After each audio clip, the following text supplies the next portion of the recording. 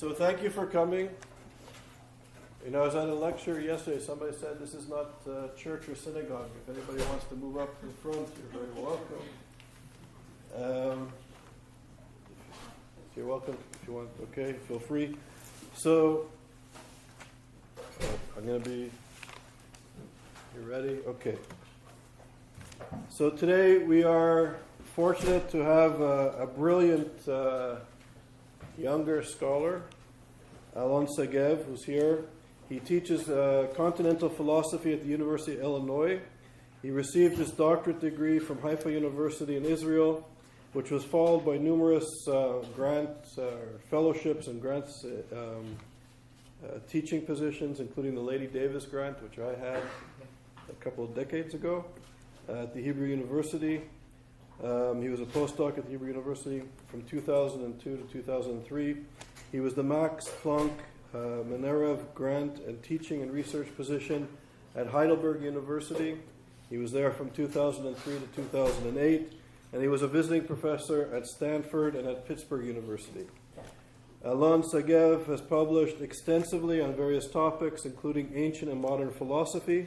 He's presented papers literally around the United States and internationally.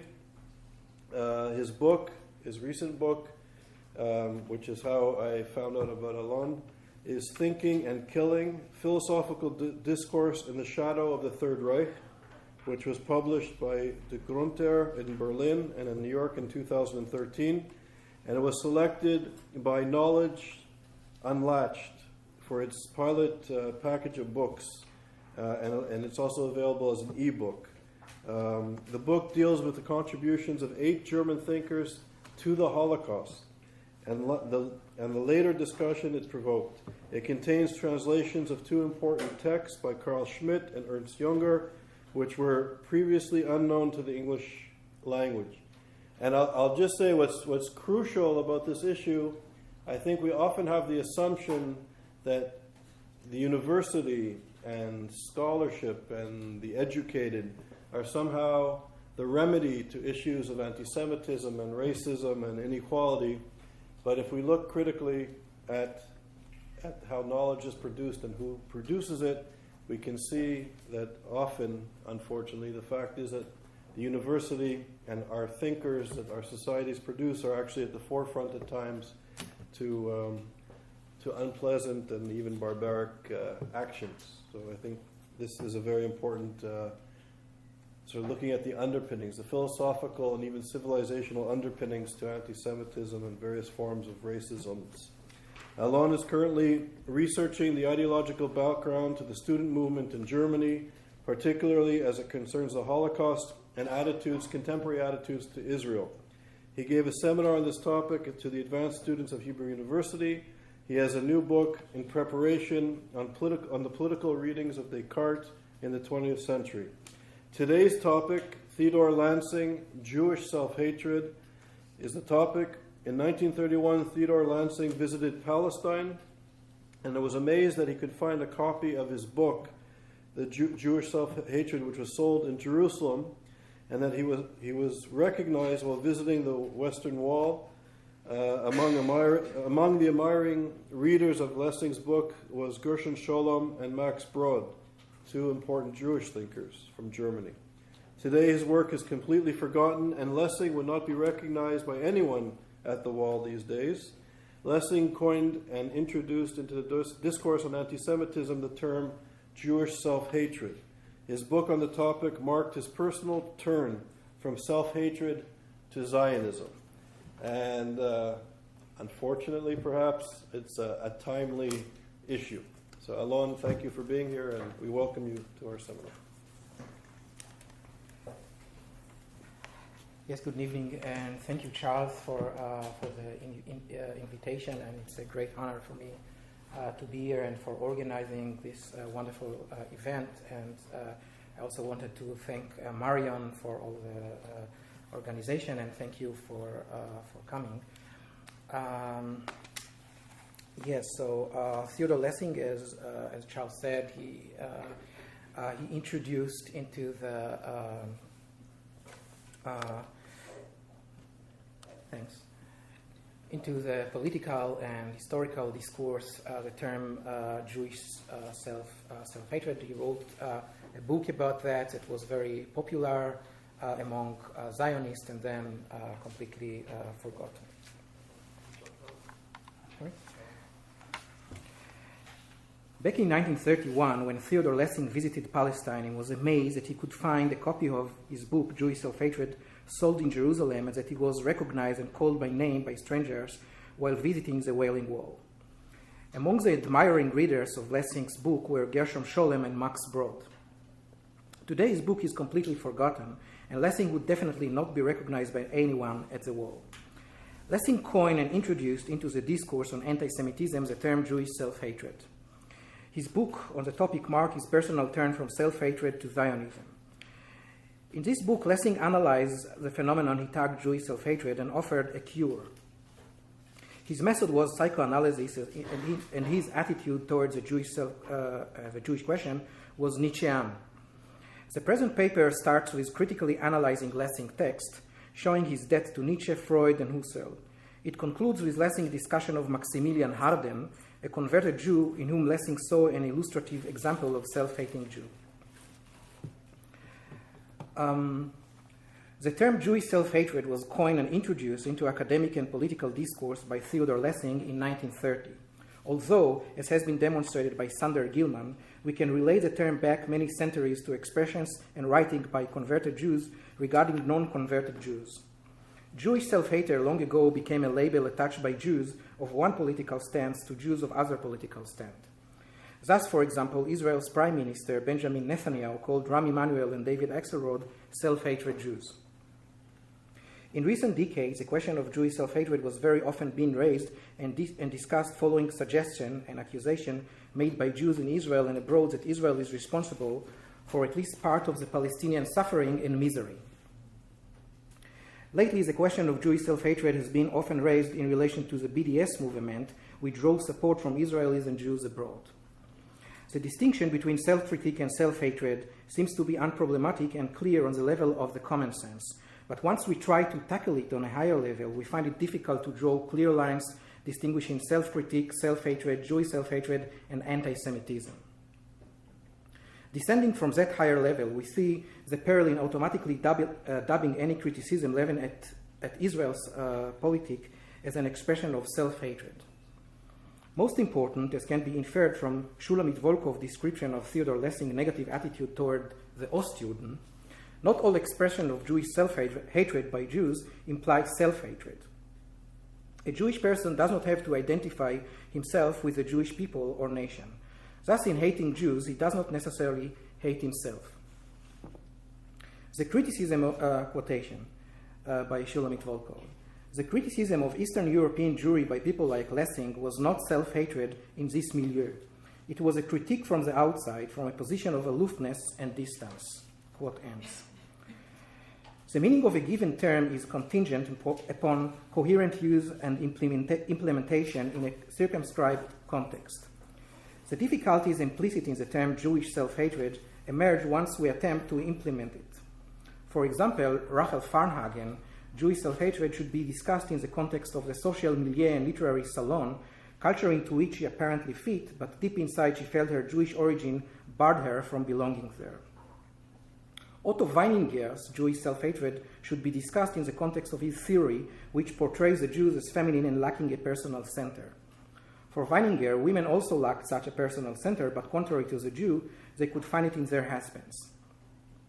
Likewise, Karl Marx's Jewish self-hatred should be discussed in the context of the critique of capitalism, according to which, as he developed on Jewish question, Judaism is the idea of capitalism and egoism, an idea that reached its full realization under Christians and within Christian state. Quite differently, Karl Kraus and Anton Kuh, Jewish self-hatred should be discussed in the context of the Zionist movement that began in the late 19th century. Sander Gilman, in his broad study, Jewish Self-Hatred, which focused on anti-Semitism and Jewish self-hatred in German-speaking zones in Europe from the 12th century to the period after the Holocaust, suggested language as a key to understanding Jewish self-hatred. Thus, any occurrence of anti-Semitism and Jewish self-hatred should be traced back to the peculiar language spoken by Jews or to the relation between different spoken language or jargons. Hebrew is conceived as a secret language of witchery and corruption that molds and forms the personality of the Jew, and then Yiddish is conceived as an inferior German dialect spoken by inferior humans. Hence, both were also apt to serve sieves as means to surreptitiously communicate. Gilman's framework may enable us to map different expressions of anti-Judaism voiced by Jews, but the ambition to trace all this expression to language or to the relation between different languages turned out to be an unjustified theoretical projection, and thus the outcome may look far-fetched. Rachel Varnhagen talked about the shame, of being a Jew as the core of her resentment toward herself. Likewise, Yaakov Wasserman talks about shame as the essence of his Jewish self-hatred. Notice that Varnhagen was born into an Orthodox family, and Yiddish was her first language, whereas Wasserman was born into an entirely assimilated family, and German was his first language. Their shame consisted of various components and cannot be explained away by reducing it to language. Moreover, in the case of Fritz Mautner, who was probably best known today for his contribution to the philosophy of language and his influence on Ludwig Wittgenstein and Samuel Beckett's attitude toward language, Gilman's attempt to trace back the Jewish otherness to spatial Jewish use of language seems to me to be unfounded. The materialistic aspect of language, so Mautner in his memoir, is an essential fact about language as such and not of any specific language. Mautner, who grew up with Czech, German, Hebrew, and Mauscheldeutsch, namely Yiddish, wondered about the contamination of language, namely the use of foreign words and formation of words in one language according to the usage in a different language, but at first with no direct reference to his being a Jew and to the Jews as speaking a peculiar language.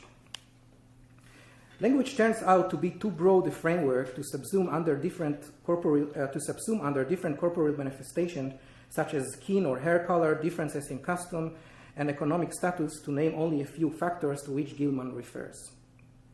Secondly, the juxtaposition of German and a keen and yet different language of the Jews, namely Yiddish, did not exist everywhere. Likewise, because of Jewish resettlement in Palestine and later in the State of Israel, Hebrew was no longer an exotic dead language of prayer only, but also an official spoken language in Israel. In what follows, I will discuss some aspect in Theodor Lessing's studies of Jewish self-hatred. My discussion belongs in the broader discipline termed Begriffsgeschichte, namely the history of using a term. I have no pretension providing answers to the questions of how to distinguish between self-hatred, self-critique, Jewish self-hatred, and anti-Semitism.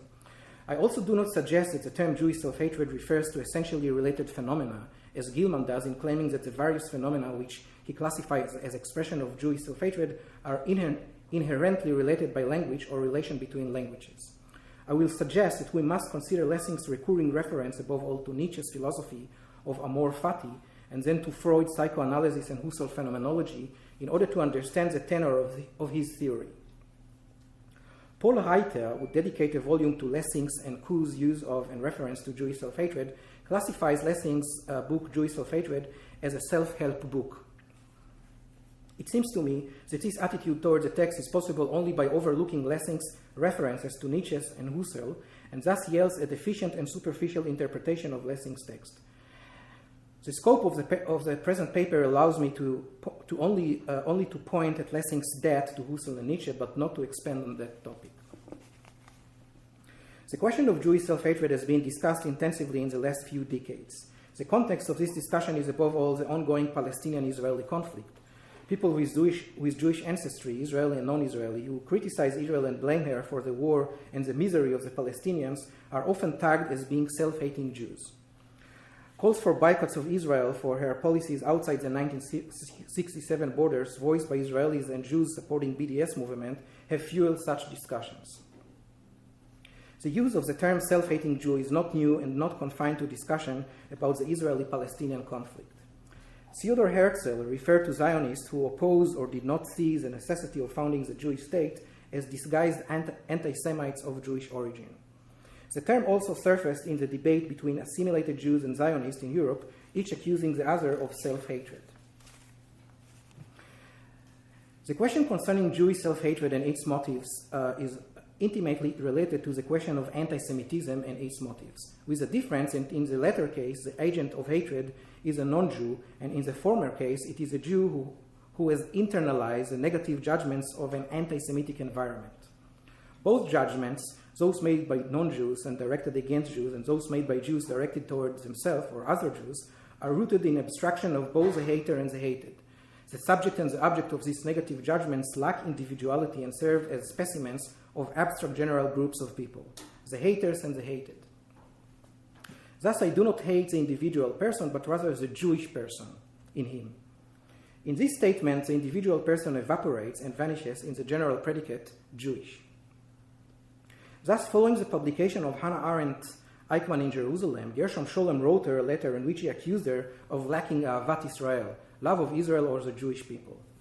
Arendt's reply was that she had neither love nor lack of love towards this or that people, but rather towards individual, that is, individual people, friends and enemies. Arendt's response bears truth as far as love and hatred go, for such sentiments primarily refer to the relation between individual and only secondarily or metaphorically to relation between groups.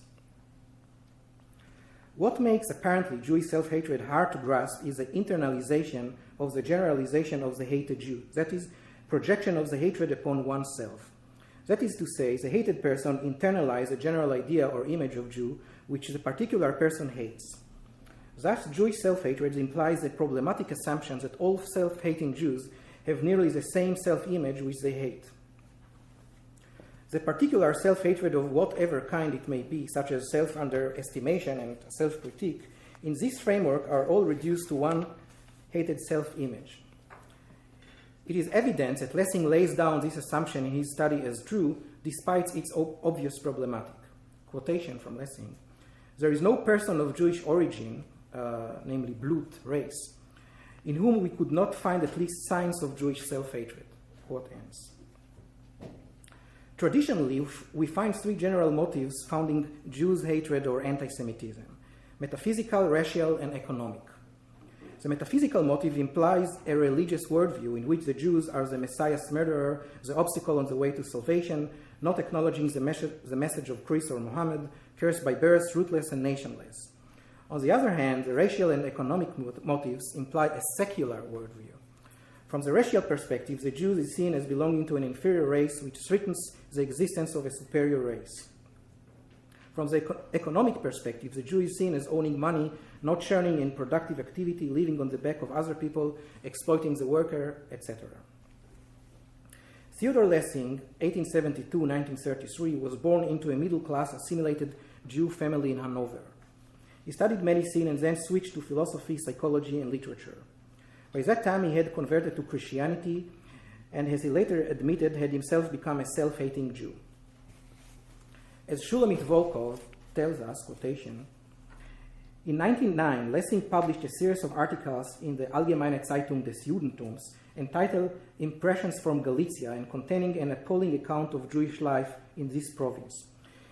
Despite his preference for life over intellect, Lessing was shocked at what he saw. In a synagogue in a small town, he suddenly found himself amidst loud crying, mad gestures, general excitement, and restlessness. I was practically shaking with fear at this prayer, he recounted. I got sick. I forced my way out and fled away. Lessing's articles provoked sharp criticism. His unabashed nausea at the sight of his brethren was shocking even for some of the regular, often similarly disposed reader of the Allgemeine Zeitung des Judentums. Nevertheless, they were published in full in this respectable journal and were apparently not entirely unacceptable to the Jewish readership at that time. Quote ends.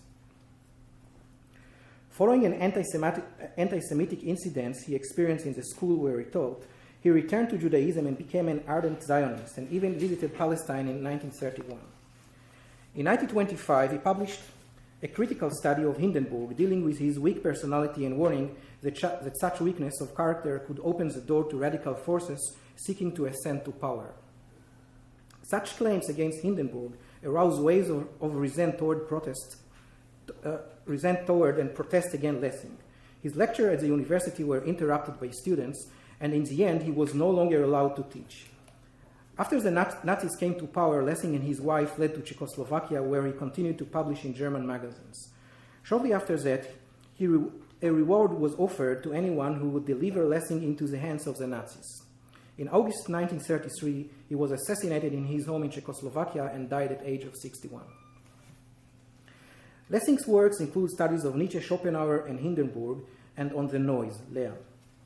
The most obvious influences on his writing and methods are Nietzsche's teaching of amor fati, Freud's psychoanalysis, and Husserl's phenomenology.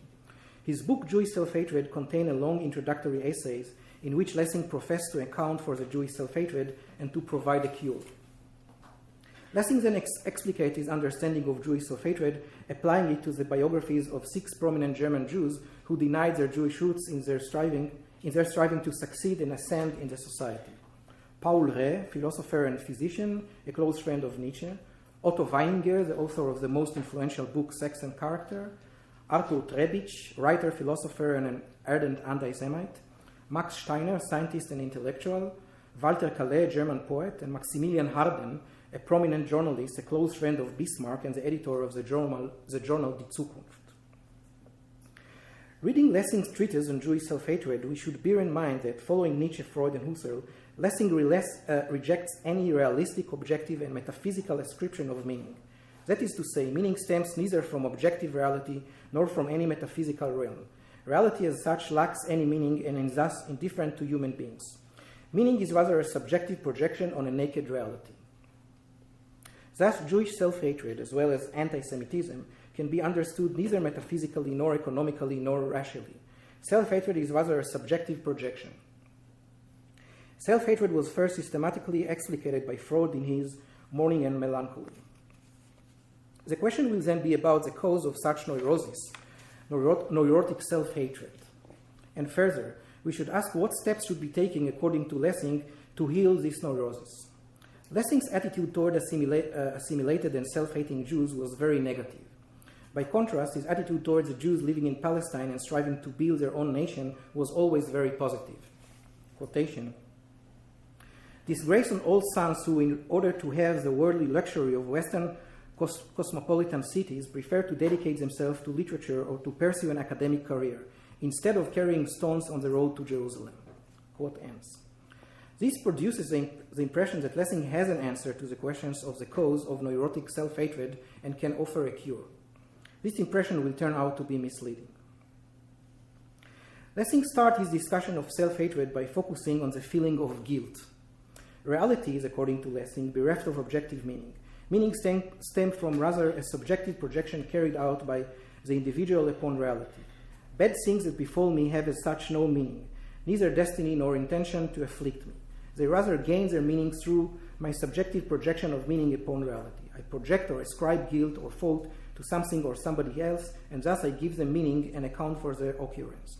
I, for example, explain my suffering by ascribing it to other people to whom I attribute the source of my suffering and cause of my grief. It is also possible that I may project guilt or fault upon myself. It is my own fault that something bad has befallen me. Also, one's human nature mainly tends to blame others for bad things that befall oneself. With Jews, Lessing claims, however, it is different.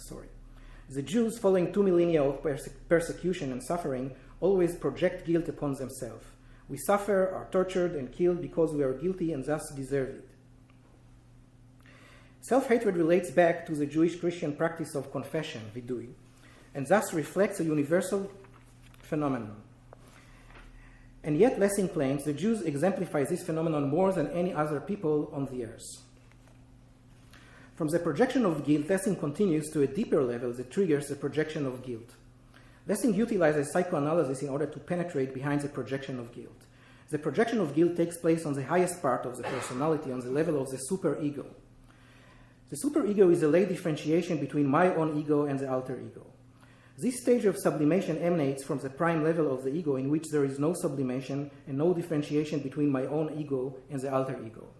Self-hatred is founded in this differentiation and it turns against its source on the prime level of the ego, the level on which there is not yet differentiation between ego and alter ego. The first and lower level can be retrieved in experience of art and religion. Lessing calls this retrieval religious aesthetical experience. On the higher level on which the differentiation appears, Lessing identifies 2 kinds of experience, logical experience and moral experience. The higher level, the sublimation, runs counter and strives to annihilate the lower level. With Jews, moral experience and logical perceptual experience, both constitute the upper level of his personality, are not equal, but rather moral experience overweights logical perceptual experience. This is a lot of a minority living among hostile majority, and the minority's need to continuously adapt itself to its surroundings, to look around and ensure that the minority are not conspicuous and are acceptable in the eyes of the majority.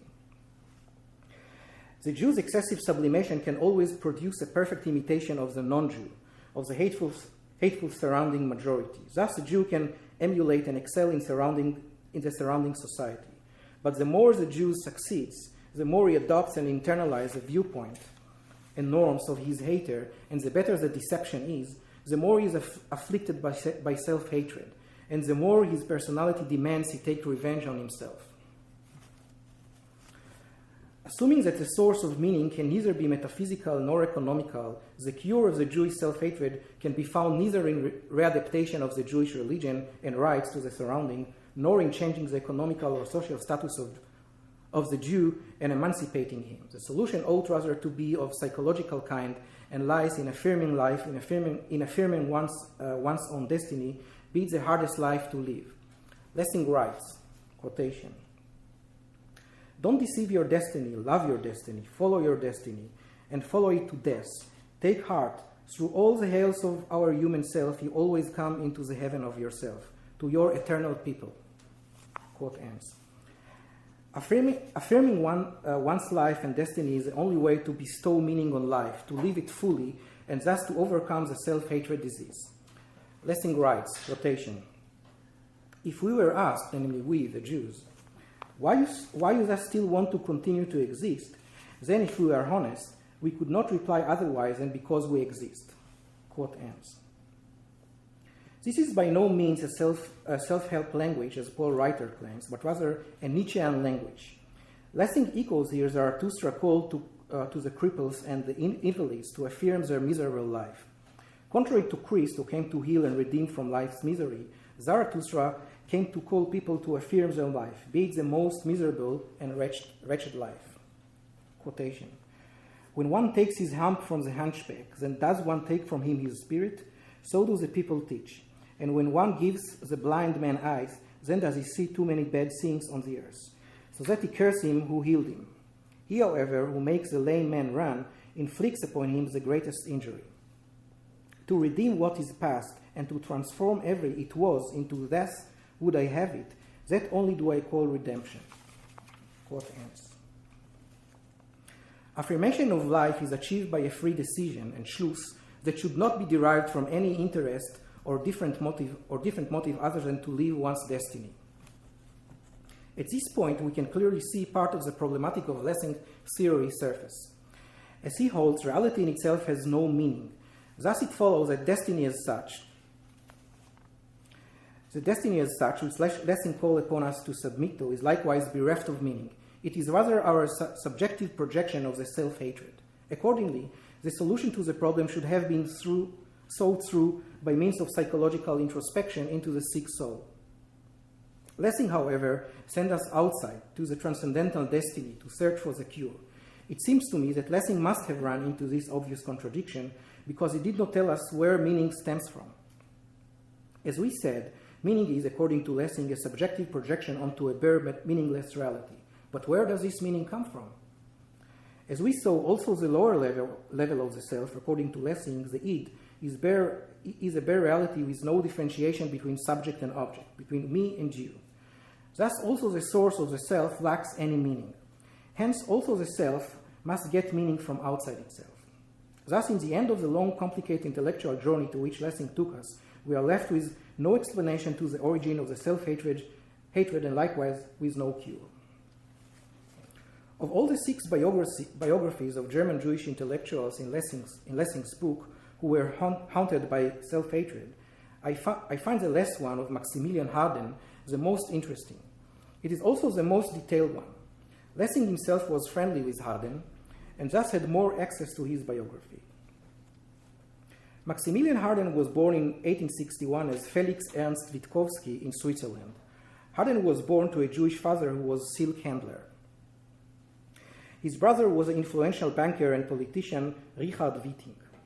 When he was 12 years old, Harden's father forced him to leave the French gymnasium in Berlin. At the age of 13, in 1874, he completed training as theatrical actor and joined a wandering theater group, leaving no clue to his family of his whereabouts. He changed his name to Maximilian Harden and converted to Protestantism. Beginning in 1884, he worked as a theater critic and published under the pseudonym Apostata. He was co-founder of the Free Stage Association and reorganized the German theater in Berlin. In 1892, he founded the magazine Die Zukunft, in which he published art and political critiques. He became friends with Bismarck and directed most of his sharp critique against Bismarck's successor, William II, exposing homosexuality among his advisors in order to discredit his reign. This publication caused great damage to the reigning house and led to lawsuits and proceedings against Maximilian Harden. More important for our purpose, Harden published in Die Zukunft anti-Semitic articles, the most famous of which is Rathenau's anti-Semitic article, Höre Israel, Shema Israel. Rathenau was himself a Jew and later the foreign minister of the Weimar Republic. In this article, in which he admitted that he was himself a Jew, Rathenau wrote regarding the Jews, quotation, "Strange sight, within German life an isolated foreign humankind, glaring and ostensibly dressed with nimble hot-blooded conduct, on the scent of Mark Brandenburg, an Asian mob." Quote ends. Goebbels' völkischer Beobachter and Streicher's Stürmer always return to this statement made by the Jewish Rathenau whenever they wanted to portray a distorted picture of the Jew as it stems from a Jewish pen. In 1920, the friendship between Rathenau and Harden broke down. Harden began criticizing Rathenau in Die Zukunft. He continued criticizing Rathenau even after his assassination, wondering why his death still drew so much attention. Thus, for example, he wrote concerning Rathenau, quotation, "Cagliostro, bright, witty prototype of the Jewish upper class, however, entirely sterile, no single lasting achievement, and his writings, over morals, will be forgotten, being already today outdated." Quote ends. Judaism, according to Rathenau, was reminiscent of meaningless old Oriental rites in the middle of a modern Western culture. Thus, the Jew should give up this practice in order to remove the tension between themselves and their surroundings. Rathenau's attitude, Lessing says, characterized the mindset of the Jewish majority. It would win, Lessing says, and lead to dissolution of the entire Jewish religion in Germany unless Zionism became so influential and attracted to itself the young generation. On the first anniversary of Die Zukunft, Harden wrote to his 100,000 readers, promising that throughout his entire life he would serve, in accordance with his best capacity and knowledge, the well-being of the German people. Then he turned to talk about the Jews and the Jewish questions. Quotation, "What do you really want?" he said to the Jews. "Do say it clearly. Whose business are you promoting? The business of Germany or Zion?" Quote ends. In the beginning of World War I, Harden voiced in Die Zukunft an enthusiastic support of the war and annexation. When the war was lost, he changed his mind and talked against it. From about 1916, Harden wrote in favor of peace and about rescuing Germany. After the war, he was among the very few Germans who supported the Treaty of Versailles. Then came the revolution, and 2 months after the Treaty of Versailles had been signed, Rathenau was assassinated.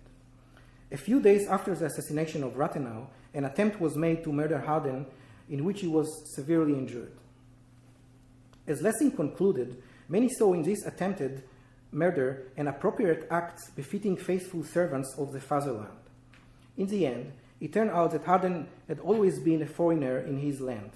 His assassinators were exculpated, for they were, according to the court, acting out of the conviction that they were getting rid of vermin. Everything was done, according to Lessing, to depict the murderous act as stemming from noble intentions. In the publication of the time, Harden was referred to as Isidor Witkowski from Galicia, who was brought in by Bismarck as a writing assistant. Harden was never called Isidor, and he never came to Germany from Galicia. Although abroad, Harden was accounted as a German fanatic. In Germany, he was now referred to as a dirty Jew. The judge in this trial was a converted Jew, a son of a rabbi, and the two lawyers who represented and defended the claim that his murderers had acted out of noble motivation were both converted Jews, Bloch and Schiff. Regarding this, Lessing says, quotation, "A German court in which converted Jews sit favors the murderers of another converted Jew because these murderers ascertained that they wanted to murder in the name and out of the spirit of the German state of mind." Quote ends. Maximilian Harden thus found himself in a strange situation in which he stood as a Jew, trying to defend himself in trial conducted by a converted judge and against two converted lawyers who represented and defended his would-be murderers. And thus, in addressing the court, Harden says that if he were not a Jew, the court would decide the case differently and would not acquit his near assassins. Harden also said in his speech that he could understand anti-Semitism, and yet he regretted that in Germany people did not realize that exactly what they ascribed to the Jews in Germany, people abroad ascribed to Germany, to the Germans. Shortly before his death, following a sympathetic article that Lessing published about Harden, Harden told him, quotation, "I am a fighter, and to what extent I am will emerge in a few weeks as die Zukunft will appear again, which is nowadays more important to Germany than ever before." Quote ends.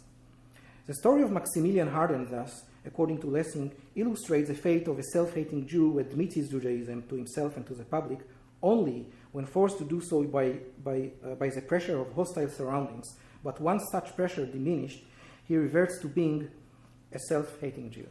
Thank you for your attention.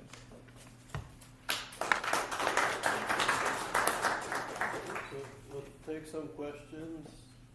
Professor Amsel, would you like to? I'm putting you on the spot, or perhaps, but Professor Amsel is a professor here at Columbia in psychology. Thank you. Well, thank you for that paper. Thank you for that wonderful paper. The question I had is that when we look back at assimilated Jews in Germany, it's from a historical perspective, it seems obvious to us what the temptations were, right? The temptations were to try to assimilate, to try to leave Judaism and be part of this larger cultural society. Yet it seems to me that in the U.S. today there are parallels and disparallels. In some ways there is no such parallel because we live in a postmodern society, at least among the intellectual elite. We live in a society which is multicultural and supposedly participation in the goods of the larger society don't require abandoning your roots. And yet, right, within the institutions we see so many Jews who find themselves identifying with BDS and with anti-Israel, and it seems so clear to some of us that that is the same, deriving from the same need to participate in a kind of an elite. Yes. So I wonder if that, first of all, I have two questions for you. First, did my question make sense? And secondly, if it did, could you answer it? Yes, I agree with you. You know, I had this experience in Germany. So I was living many years in Germany, more than 7 years, and you know, you don't have to identify yourself with Judaism, right? So the surrounding will do, and then you know it's a pressure on you to do something to identify yourself with the surrounding. So very often people tend to take the extremist pole in the society. For example, the BDS, right? I'm not sure that this story is correct. But one of the Red Army terrorists in Germany, Horst Mahler, who he started as a lawyer who represented these terrorists. And then he became, it turned out that he himself is a terrorist, and he went to jail. And after 17 years or something like that, he went out of jail. And recently, 3 years ago, he was sent again to jail. He's now 73 or 74, I don't know why, because he for 10 years or something like that, because statements that he made on the Holocaust and so on, bad statement. And he said that I'm a Jew, I'm Jewish. Do you know? So here you have, an example of somebody that takes this pressure from the surrounding. Maybe it's projected, as Lessing says. Maybe it's completely subjective. Maybe it doesn't exist. But it's, as Lessing says, it's a neurotic disease. So he takes this imagined or real or both pressure, and this is what we get. So,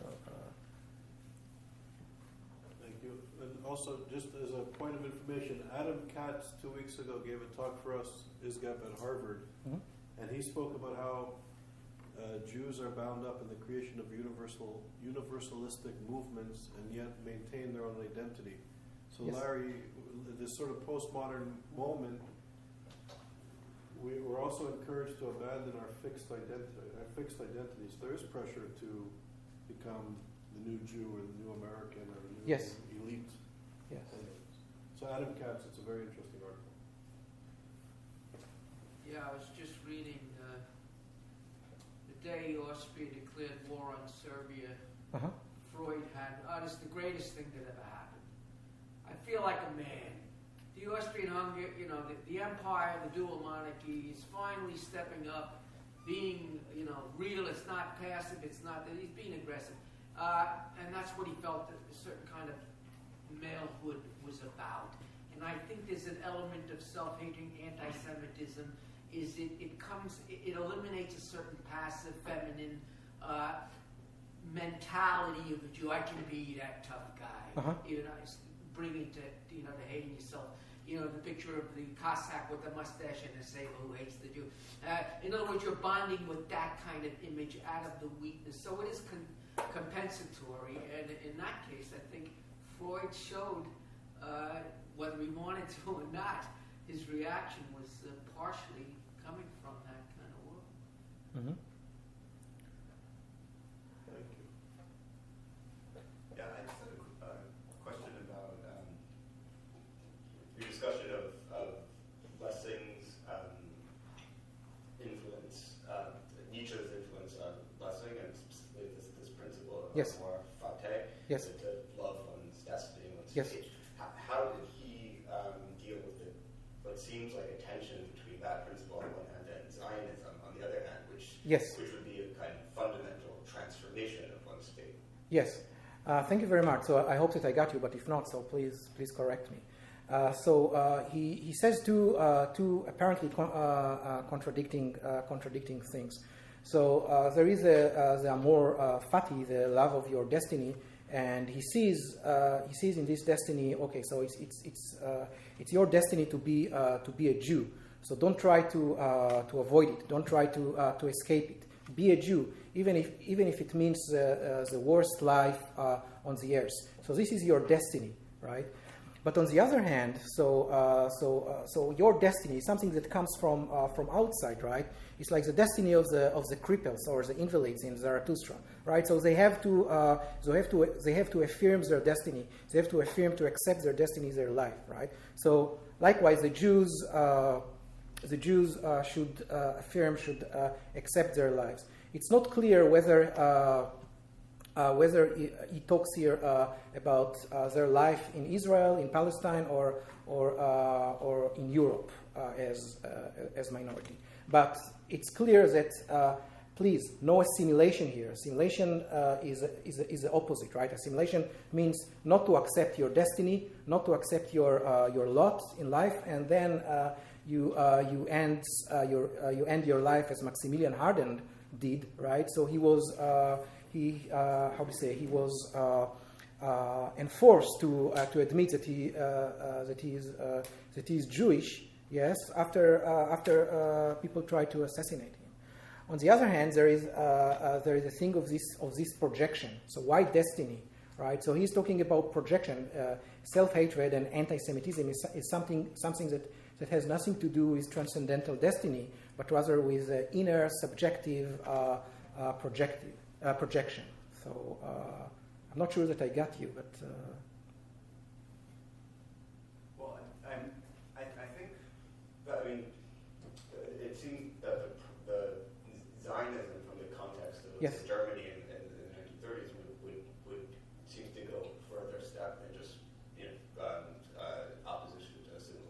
Yes. pride in one's Jewishness, but actually it's actually a kind of transformation of sort of Jewish history. It's less. It seems to be less of a passive acceptance of destiny than a kind of active movement towards something new, something else. No. So I don't think so, because you can see because and this is something that I try to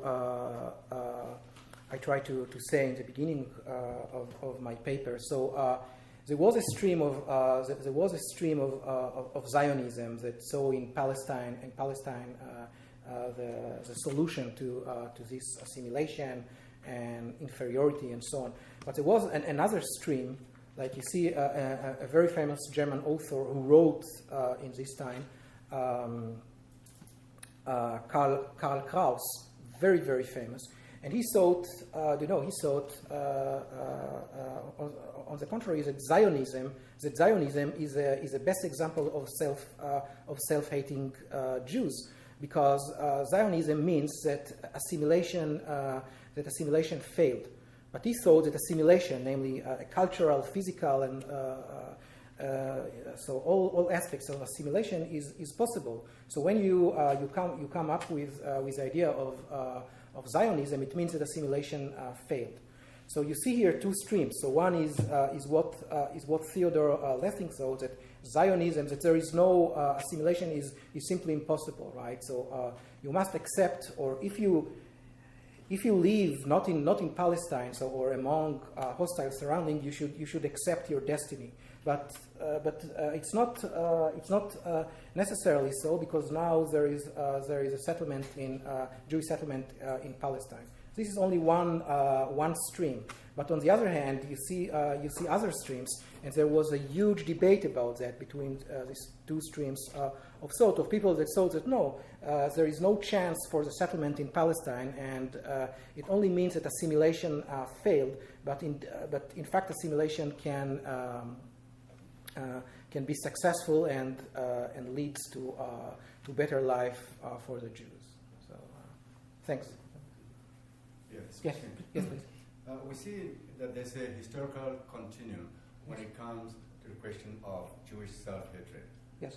The assimilationists were always in search of certain specific political and social advantages. And today we find that most of the self-hating Jews are those who seek or anticipate specific benefits. So yes. Why do we consider that a psychological issue when it's just a purely human greed, issue of greed? Thank you. It's a very, very interesting, question. So, what Lessing would say is that okay, so it's a human. It's in the human nature to try to better their life, and assimilation is one option. But in the case of the Jews, it's simply impossible. So assimilation can be only on the surface. So only on the surface, deep inside of the person, assimilation is impossible, and it leads to neurotic disease, or as it is in the case of Maximilian Harden. So he was sure that he's no longer a Jew, and he was a German patriot, and so on and so on. But he was called a dirty Jew one day. People started calling him dirty Jew because he supported the Treaty of Versailles, and then he was assassinated. So this is the point of Lessing. Yes, so you are right. So maybe the best way to do when you live as a minority is to assimilate, right? But he says, okay, so maybe, but not in the case of the Jews. With the Jews, it simply doesn't work. So I'm not sure that he is right, but this is what he would. I was just saying that yes. The neurosis is caused by the self-hatred. Yes. The neurosis doesn't cause self-hatred. Mm-hmm. It is the self-hatred that causes yes. the neurosis. Yes. Because the anticipated advantages of assimilation never come Yes. Because there is never any successful assimilation. Yes. Yes. So I agree. Thank you. So if I can follow up a little bit, so you were saying, to what extent is Lessing influenced by kind of the racist thinking of the time? Because in a sense, you're talking about people believed in the innate nature of different racial groups. Very good question. It sounds Yes. like Lessing is sort of emulating the philosophy of the moment. Yes. Of course. So he started. First of all, he was very good friends with Ludwig Klages, who was is a very famous Nazi philosopher, and he believed in race and all these mythologies of German superiority and so on. So he was a very good friends with Ludwig Klages, of course, and he was part of the youth movement in Germany. That, of course, that the Nazis took over many things from them and so on and so on. But then, and he also converted to Christianity. And one day, somebody told him, "Be careful! You're not a real Christian. So you are a Jew." And then he was attacked. And then he converted back to he reverted to Judaism, and he became a Zionist. So he thought that this is the only solution maybe for the Jews. But of course, he was heavily influenced by all these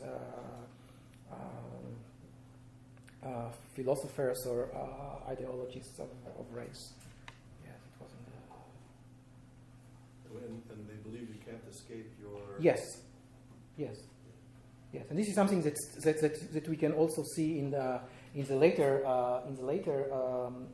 Lessing when he talks about Jewish destiny. You cannot evade your Jewishness.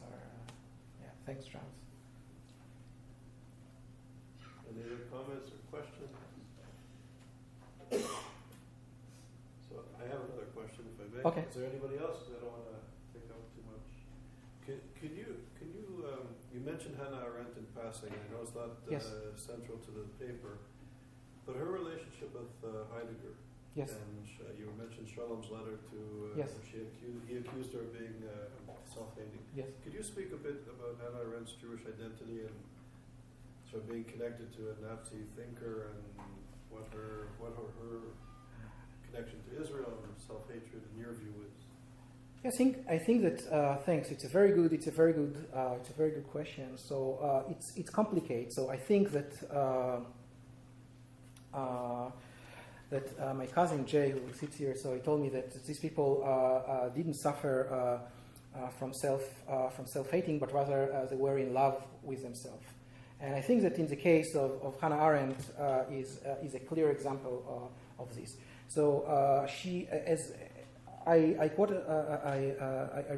a quotation of Rathenau who talks about the Jews. He himself was Jewish. Who talks about the Jews as Asian mob in Germany.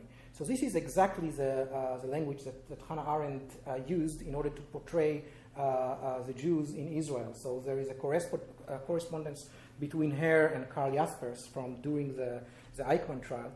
And she refers to the Jews in Israel in the worst terms, and of course she wanted. So she was a typical person with this ambition to assimilate, to be better than the Germans. So for example, she hid always the fact that her grandma and grandpa didn't speak German properly, but rather German with a very, very heavy Russian accent. And so you see, she's an example of that. But her correspondence with Karl Jaspers and the references that she make to the Jews in Israel as mob, as this is really it's the worst anti-Semite would not say the same. So I'm going to follow up. So now in the sort of postmodern moment, yes, where we're not supposed to be in our fixed nationalistic Zionist identities, here in this in the elite institutions in the West. Hannah Arendt has become sort of a celebrity in the academy, in the canon. Yes. How does this relate to contemporary notions of self-hatred among the elite? Yes. And sort of in this moment where Israel finds itself geopolitically, the whole question of and the American Jewish community. It's a very good question. So, and I think that it is related to the first question. I forgot your name. Larry. Yes. Thanks. Sorry. You know, so she, I don't know, but you know, she wrote her first book was on Rachel Farnhagen. And she had a literary salon in Hamburg, I think, or in Berlin, with all the famous people who came there, all sorts and so on. And she was Jewish, and she says, I hate my Jewish blood, and so on and so on. So I hate my Jewish blood. I feel ashamed to be Jew, and so on and so on. And so this is the first book of Hannah Arendt. She wrote on Rachel Farnhagen, but. The book is very personal. You know, it's not a real academic book, but I think that Hannah Arendt had some or felt herself or had a deep sympathy with Rachel Farnhagen, and I think that it is the same. It is maybe it goes to what Larry said. To this direction, that you know that she tried to adopted the extremist pole of the society, or the extremist attitude toward Judaism, towards the ghetto, and so on and so on. And you see it in her book on Eichmann in Jerusalem. So the way that she talks about the Jews. So I'm not talking about now about the correspondence from during the trial, but in the book itself. So she calls Rabbi Leo Beck the Jewish Führer, and she also sometimes she uses a very, very rude language in order to refer to the Jews, for example, to Katzetnik, who testified about his suffering in Auschwitz, and so on and so on. So this is what I think.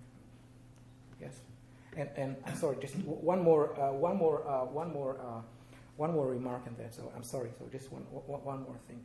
I think that there is a very, very good essay by Walter Laqueur on the Arendt's cult, about the cult around Arendt. So it's a wonderful essay.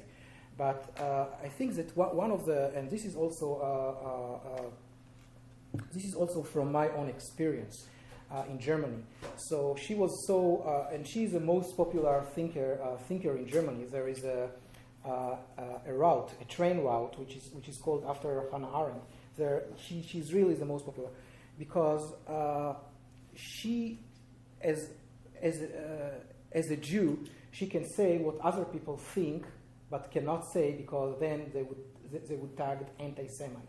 So when it comes from a Jewish pen or from a Jewish mouth, so it's okay, so it's fine. So we didn't say nothing. We just saw like that. But here we go. So we have here a Jewish author who voices anti-Semitic or harsh critique of the Jews, etc. Yes, please. Yes, I was going to ask if the growth, you can ascribe the growth in self-hatred among American Jews to the fact that less and less of the younger generation are really being given a real study of Jewish history. Because I've spoken to many university students, college students, graduate students. I didn't find one who could give me the real definition of Zionism. It has become such a negative word when in fact people don't even know what it actually means or what the movement actually involves. Is this reduction in Jewish education among the young contributing to the lack of knowledge and then leading to the self-hatred of more and more American Jews? It's a good question, and I don't know, but as Larry said, so here there is no pressure. There is no pressure as there is in Europe on the Jews, as far as I know. I recall my first visit to the United States. I came from Germany after 2 years there, and I was visiting scholar at Pittsburgh, and it was during the second Iraq War, and so I felt there. So everywhere, harsh critique of the United States and Israel, and of the bond between the United States and Israel, but I never felt anti-Semitism directed to me as I felt in Europe. So I think that here people don't have the same pressure as they did or as they do in Europe. So it simply I think, but I'm not sure. I don't know. So it may be just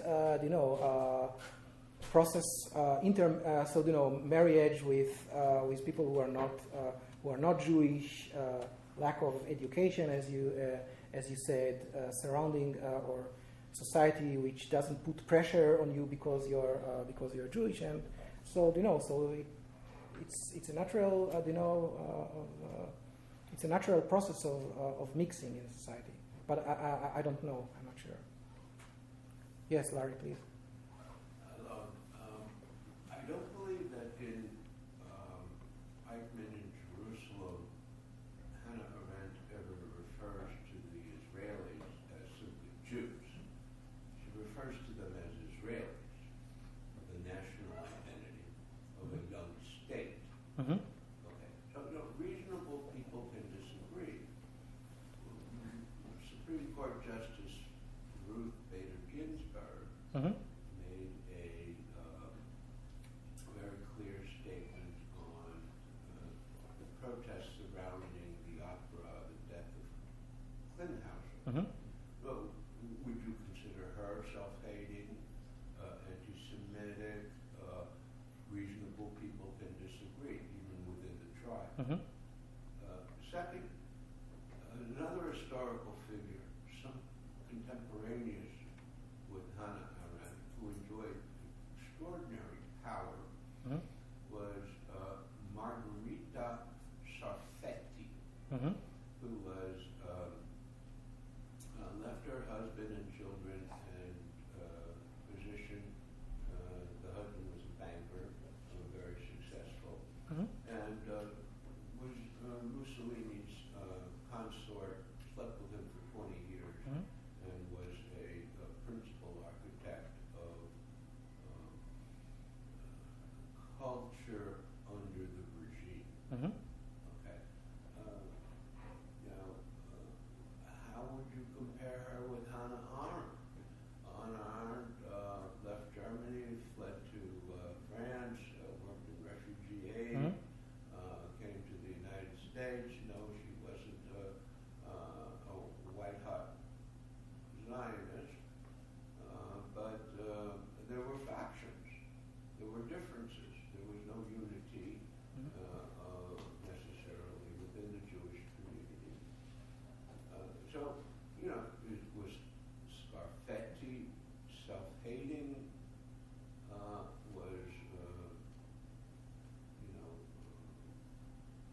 why is Hannah Arendt self-hating when, there's nothing in there are no curses, there are no slanders, there are no, Mm-hmm. it's an academic, it's a high-quality study. Mm-hmm. Just some thoughts for you. Mm-hmm. Well, Sarfatti had a salon in Rome. Ezra Pound spouting his filth of that anti-Semitism there. She was also playing the violin, at Einstein's bed when he had a cold day. I mean, it really is both sides. You really can't, and I'm sure you can make the same statements about Hannah Arendt too. I'm not so sure that the conversation that went on in those smoke-filled, rooms up in Westchester or New Rochelle where she's living we're always kind to the Jews, or in effect, we're always, pointed. People get out there, and you're not responsible for the person's comments, or are you? I don't know, to be honest. If you invite Ezra Pound to a soiree, you're going to expect to hear a lot of garbage that's going to offend you.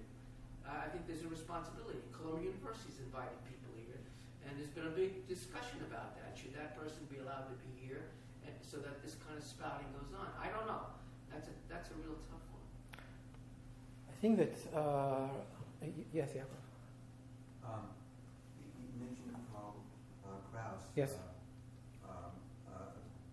Condemning Zionism as a true form of Jewish self-hatred. Yes. Precisely because the assertion of Zionism Yes. that Jews should properly assert their identity uniquely Yes. and distinctively among other peoples in Yes. the world would be a denial of what I guess Karl Kraus took to be the proper fate of Yes. Jews, which would be to transcend their particular. Yes, exactly. And It's a very perhaps that theme should be explored. That is, there's a dichotomy Yes. between those Jews who see their proper fate in Yes. transcending and leaving behind Yes. the primitive Yes. tribal association Yes. with Jews and Judaism, and going on to a larger Yes. whole, and those Jews who see their proper fate that they should embrace as in realizing whatever good they can accomplish through embracing Yes. a relationship with their heritage and people. Yes. It's a very good point, and thank you that because I just only by passing mentioned Karl Kraus. Yeah, so this was one of the side of the argument about the state of Israel and about Judaism, whether the settlement in Palestine is an example of self-hatred, or rather overcoming self-hatred, and so on. So Karl Kraus, I think he wrote very bad things. For example, about Herzl, right? That Herzl, because he wants to establish a state in Palestine, so he's the best example. He's the best example of self-hating Jew, and not only that. So this would lead to a huge wave of anti-Semitism. So the state, or the idea of the state of Israel would necessarily lead to a huge wave of anti-Semitism, because the Jews, as you said, claim now their peculiarity instead of get assimilated. But excuse me, don't you think we are giving credibility to quack philosophers when we talk about those who expected the Jews to transcend their tribal Yes. identity? Because history teaches us that those who tried it in Spain were not spared. In France, the laws, the État des Juifs, the laws of 1943 in France, they did not spare the Jews who for 3 generations had already transcended their primary Jewish affiliation into the greater society. So when we even take critics of Zionism, who said the Jews should have transcended, when these people are not supported by the course of history, they have no standing to make the argument. Because those who actually tried their approach were still persecuted. Generations after their families had transcended their tribal instinct.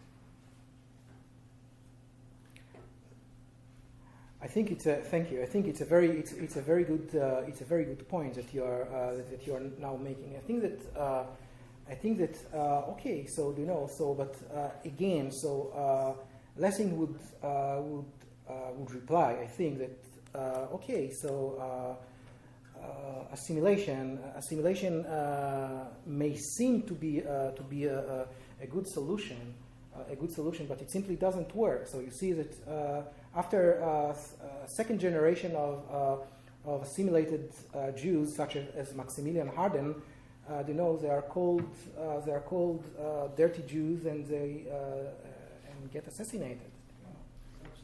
So also, if I could, to follow up on this point, which I think is very important. Yes.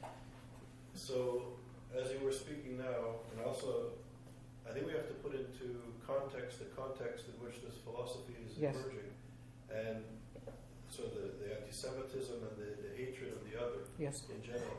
So, as you were speaking, I was thinking of Emmanuel Levinas, and sort of the ethics of recognizing and seeing the other, and how this is the foundation for a just society.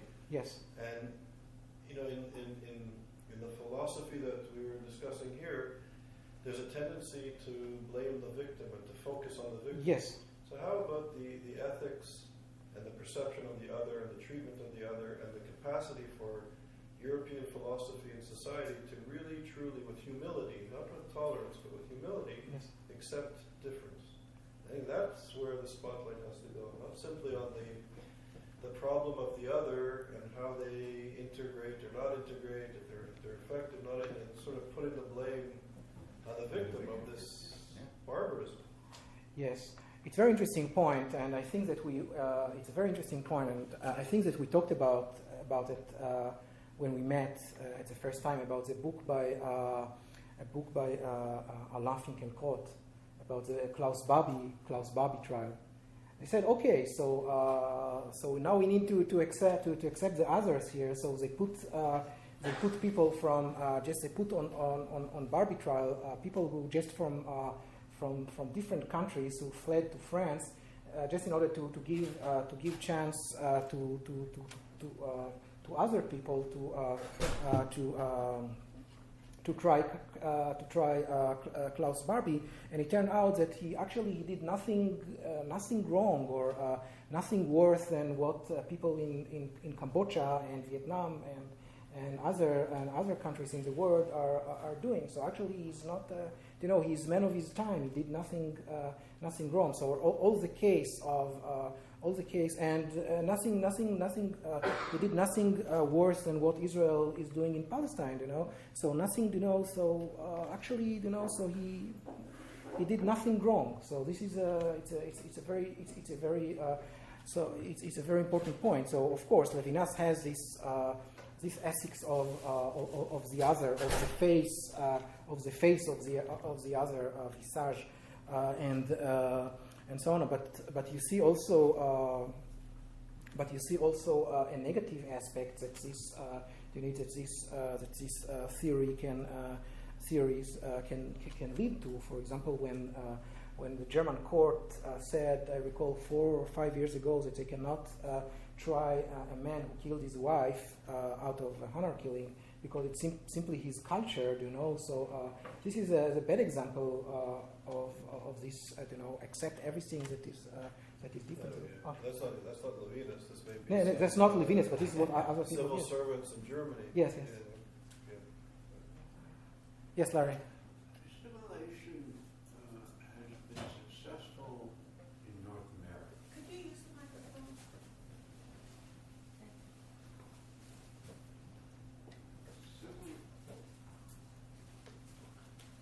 Assimilation, can you hear me? Yes, Assimilation appears to have been successful in North America, in the United States.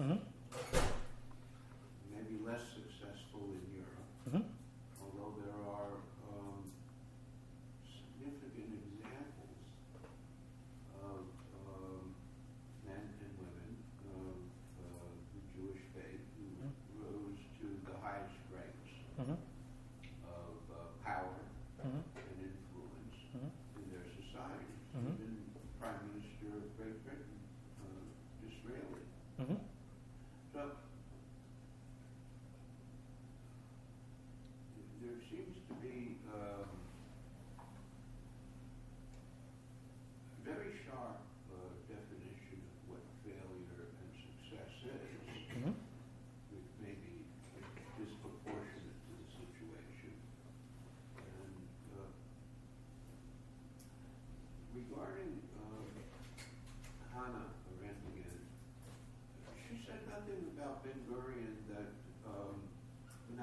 Hagen didn't say to the second power, Mm-hmm. which I critique. Mm-hmm. And we know clearly there was a profound fissure in Mm-hmm. Zionism between the revisionist Zionist faction Mm-hmm. and the labor social democratic faction. Mm-hmm. And they were not friendly disagreements. Mm-hmm. So you can extend the definition of self-hatred and anti-Semitism to include someone like Hannah Arendt, Mm-hmm. but you're taking a lot of liberty. Yes. I think that so this is what Yaakov said, that these people were in love with themselves, and it's very clear in Hannah Arendt. She was really snob. She it wasn't self-hating. So she just looked down at the Jews, and she was she was just looking down at the Jews. So yesterday I was at Brown, and historian Omer Bartov said, yes, of course, she was Yeke. This is how Yekes look at other Jews, namely Yekes, Jews of German origin. And then he added, but all originally came from Galicia. But and Elchanan Yakira showed me a book recently about Hannah Arendt, that a new book that by her niece.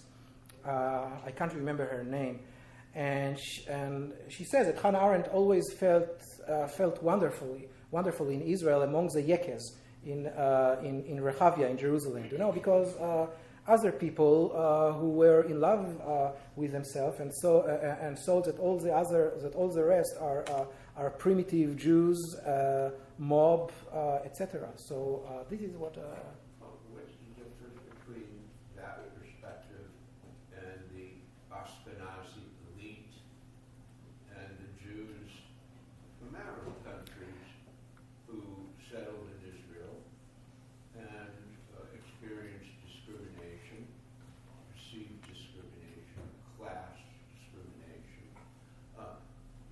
tend to ignore the class structure of both Israel and the diaspora?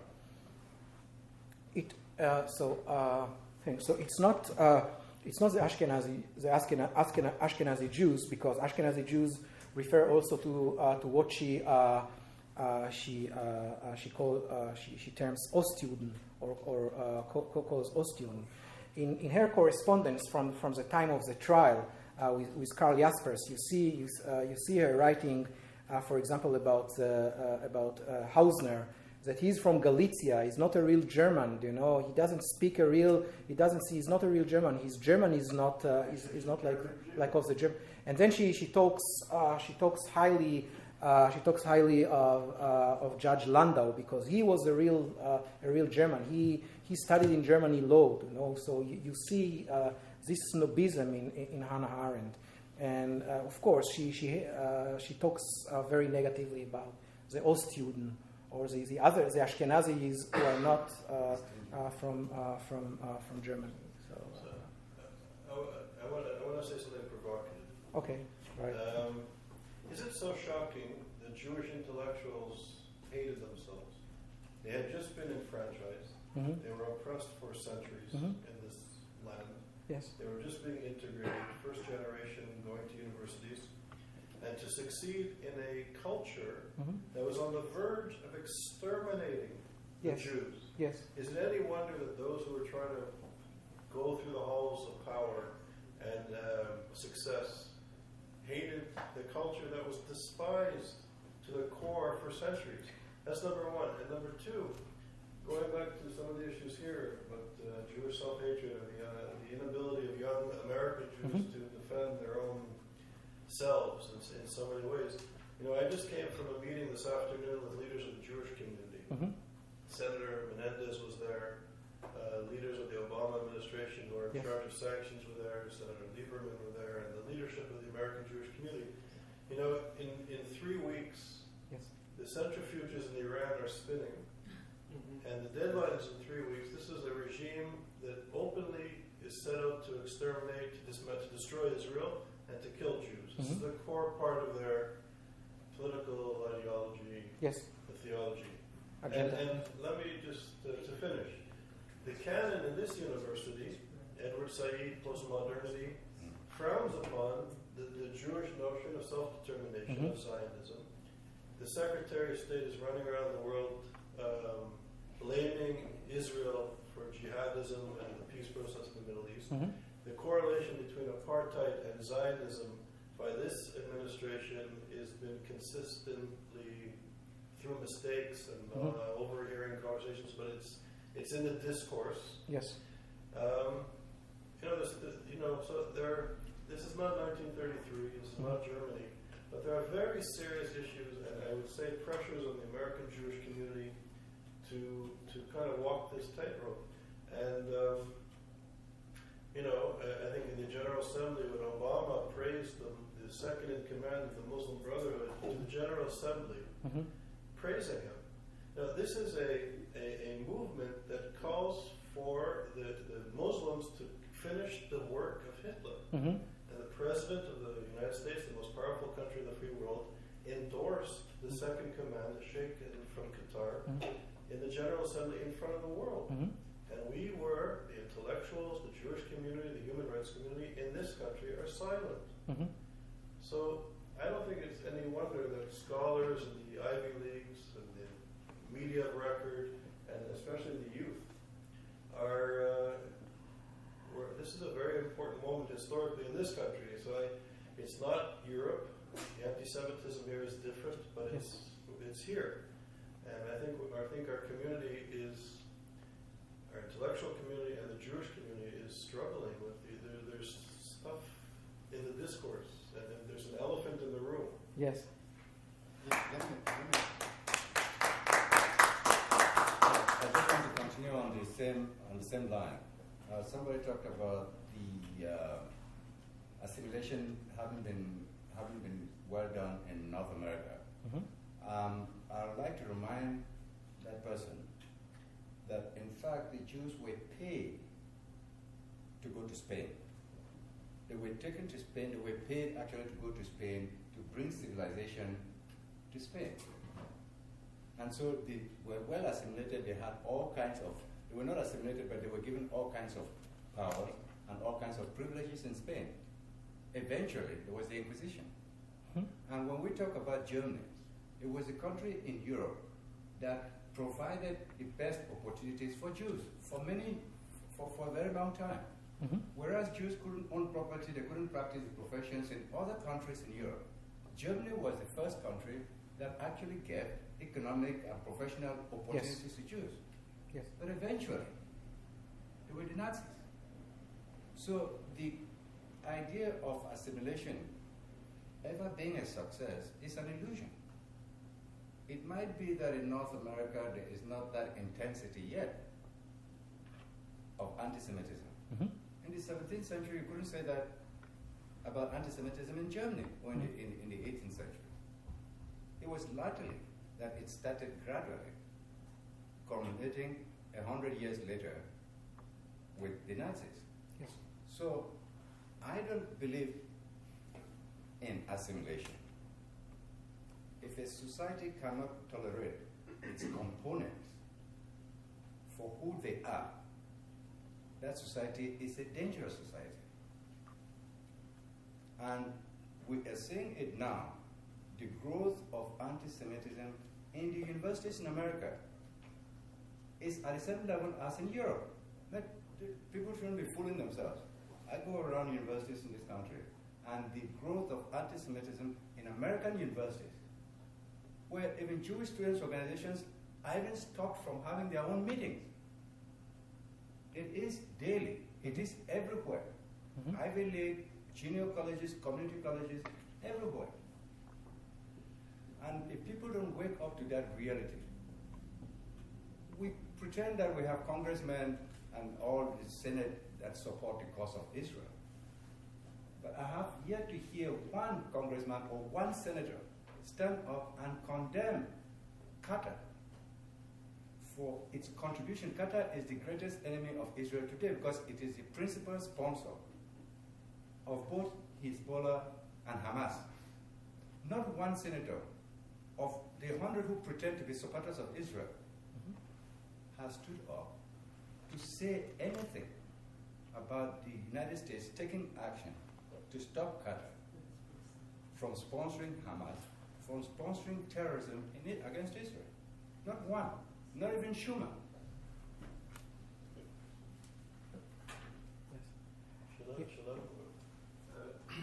I wasn't sure, but I have just one question.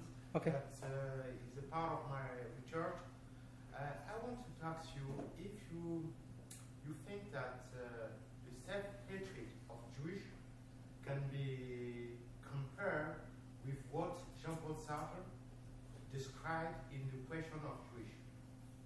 As okay, there is a part of assimilation, but there is a self-hatred of Jewish that Jean-Paul Sartre defined like inauthenticity, the Jewish of le Juif non authentique.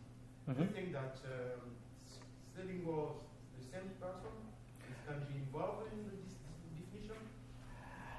Thanks for the question. So I don't have vividly his text in my mind now on anti-Semitism, but I think that he's also that he's also talking about projection, about subjective projection. So there is nothing in the Jew as such that justifies anti-Semitism. It is a projection of the society upon on the Jew, something which is similar to what we saw in Theodor Lessing. But I'm not sure. I do not have this text vividly in my mind now. So. It's okay if you don't have the text, but it's the second part of the text. The last part of the text. The first part of the text discusses about what is anti-Semitism, how the Europeans are deeply in their nature anti-Semite.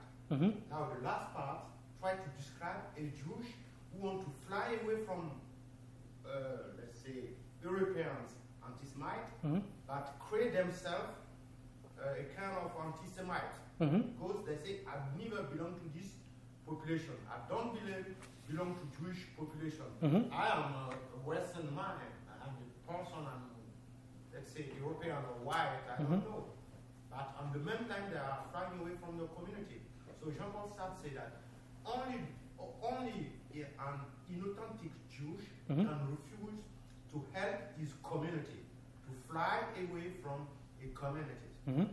That is, I didn't know if the person you were describing enter in this kind of definition. Let's say, I give one example. I give one example. Okay. Sometimes I heard from ISGAP members that people here in America that are not aware of anti-Semitism. So some people don't want to work with people who are fighting anti-Semite because they don't want to be, as a Jewish, they don't want to be considered like a part of this kind of Jews who are defining their life against. Do you think that Stalin was like one of this kind of Jews who denies his own community, who was not involved in combating anti-Semitism? I think I can explain this. Okay, yes, please. Thanks. Okay. Jean-Paul Sartre. The problem Jean-Paul Sartre was confronting was that they were the anti-Semites who were detrimental and dangerous to the Jewish community. But they were also the inauthentic Jews who were also dangerous to the community because they were incapable of joining the fight against anti-Semitism. So to him, to Jean-Paul Sartre, the anti-Semite was just as bad as the Jew who tried to flee from his people, to abandon his people in the struggle against anti-Semitism. That was... Okay, so I hope that I got you. Thanks. Thank you both. I think that so in this book of Theodor Lessing, there are 6 biographies, And you see there among the people whose biographies he includes in this book, there are people who were the head of the spear of anti-Semitism of Jewish origin, were the head of the spear of anti-Semitism in Germany. For example, Otto Weininger, who wrote this book. So it was a very, very beloved book by Hitler and the Nazis. Arthur Trebitsch, he's also there. He was a really active anti-Semite and in the anti-Semitic movement. All of them are of Jewish origin. So we talked about Maximilian Harden, who was not that active, but still was very influential. Person in the German scene before the First World War and between the war, and he published a very intellectual, respectful magazine, The Future, Die Zukunft, and he published there lots of anti-Semitic articles and statements. And as we read here, a statement by, or a quotation from Rathenau, who was also of Jewish origin, against the Jews, and so on and so on. So you see, from the examples of Lessings where he stands. So, a couple comments on things I've been hearing. As far as Hannah Arendt is concerned, I'm a trauma psychiatrist. I work with people who've been traumatized.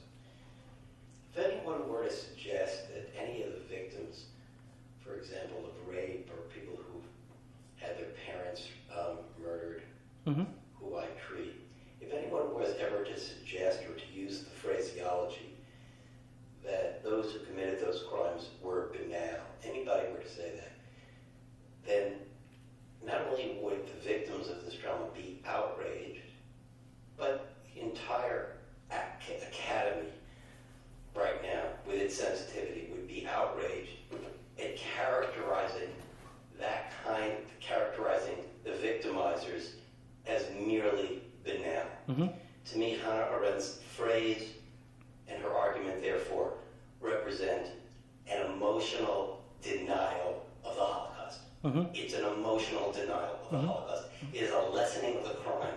Its goal is a lessening and reducing of the crime, and it's an emotional denial of the Holocaust, which is nothing less than disgusting. Point one.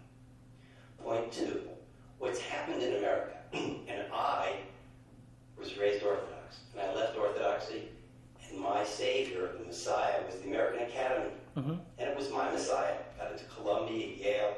This was the American Messiah, the new Jerusalem on the hill.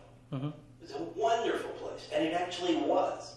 And over the last 20 years, what I have watched is the decrepitude of this through the works of Chomsky and Said and all of these kinds of people who have turned the American Academy into an Israel-hating and an America-hating distortion of itself. And currently, the price to pay for being accepted within the artistic or academic elite in America is denial of your brotherhood and sisterhood with those Israelis who are our brothers and sisters. That's the price. And that's no different a price than you had to pay in Spain by being a converso, or no different than the price that you had to pay in Germany in the 1920s by completely abandoning your identity. So yes, outside of the elite academies and the artistic elite of America, assimilation is going rather well. But within those elites, and these elites, by the way, are becoming the political elites as well, within those elites, we are back to a 1920s style. Abandon your Judaism in the form of discredit and disavow your connection to Israel if you want to be an accepted Jew. I hope that's not overwrought. Thanks, I agree. I agree, and so with Hannah Arendt, of course. So I wrote in my book, there is a chapter on what she means by banal. So why she doesn't call. I wrote in my book, there is a chapter on the banality of evil of Hannah Arendt. I agree with what you were saying, and I asked why she calls Eichmann banal and not a person who sacrificed his life in order to rescue Jews, right? So so why Eichmann did, and it's clear from recent studies that he wasn't banal, that he wasn't normal, but so there is a wonderful book by Bettina Stangnet. I don't think that there is yet an English translation. It's relatively new, 2012 or 2006. Bettina Stangnet. What language? German. It came out of Knopf, just published. Yes. And you see that he was not banal, and he was not that he wasn't just a cog in the wheel that follow orders and so on and so on. That he improvised a lot in order to increase the number of the murdered Jews, and etc. etc. etc. So I agree with that. Regarding your second point, that we are back in the anti-Semitism of the 19th century, I had the chance in the spring to talk with. There was a huge debate in Europe around the circumcision, whether to prohibit circumcision in Europe, in Germany, and in Scandinavia, and so on and so on. And it was a huge debate, and I had the chance to talk about that with John Ephron. He's a historian in Berkeley, and he told me that it's only apparently a medical issue and a law issue and so on and so on. All the prejudices against the Jews, the most prejudices against the Jews, are in the background of this discussion. So, and he also gave examples and so on and so on. So he said that I don't buy these stories that it's only a medical issue and a law issue and so on and so on. All this old school anti-Semitism is in the background of this discussion. So, excuse me. In 1973, I was at the University of Heidelberg. I was doing my research at the University of Heidelberg. Mm-hmm. And I had a distinct privilege of meeting Albert Speer. He had just been released. Yes. And he was living in the Schloss. Yeah, no. And the district attorney of Heidelberg was a family friend. And he arranged for me to interview him. And the first thing he did was quote Jewish philosophers, German Jewish philosophers that had justified the anti-Semitism that developed in Germany. And in fact, he reminded me that the first people who were opposed to the Eastern Jews who were migrating, running away from the Holocaust that was already in Eastern Europe, mm-hmm. The president, he quoted the president of the Jewish organization in Germany, who condemned you, who didn't want those filthy Jews to be admitted into Germany. Yes. Thanks. Yes, so I'm not surprised to hear that this is what Albert Speer said. So it's only natural that he, it's only natural. It's only how to say makes his case stronger. And so on. So he was also, he knew what to say in different contexts. So yes. I wonder if you can just respond to three examples that I think might be call into question some of the blessings framework of Jewish self-hatred. Mm-hmm. The first would be Max Nordau, mm-hmm. who's a famous early Zionist, mm-hmm. who was also very influenced by Nietzsche, but had this notion of, mm-hmm. of sort of the new Jew and rejection of certain elements of the mm-hmm. Jewish past, which he finding are associated with independence and so on. But I think it would be a stretch to call him a self-hating Jew. The other example is Franz Rosenzweig, who famously was at the point of converting to Christianity and sort of in this mold of the classic sort of Jewish German assimilationists, and then had a kind of epiphany and returned to his Jewish roots and I guess Jewish particularism, but never embraced the Zionist version of that. And the third example, I guess, would be that some of the conflict between within Israel between religious Jews, the Haredim, and secular Jews. I mean, I think you would point to certain examples of for instance, like this former Shinui party, with the way that they speak about the Haredim in Israel sound very similar to these kinds of attacks on the Ostjuden. Yes, good example.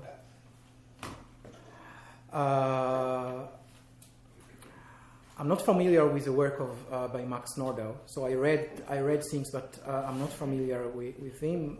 With Rosenzweig, a little bit.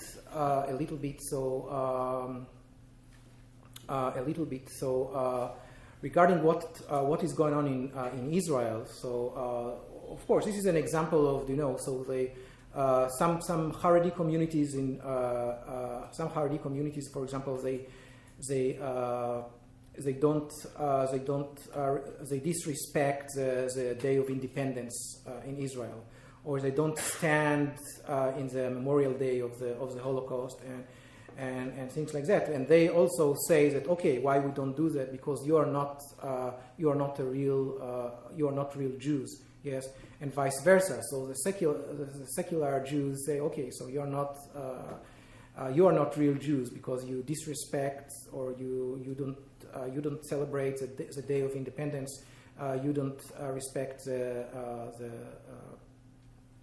Memorial Day of the Holocaust. There is always, there was a delegation from Israel, from Neturei Karta, to the Holocaust Festival in Iran. So so this is one. There's that Ahmadinejad organizer. So this is another example of how they see things, and it's a good example. So thanks. So on that note, so we're running out of time. So Alon, thank you very much. Thank you very much. Very rich. Thank you.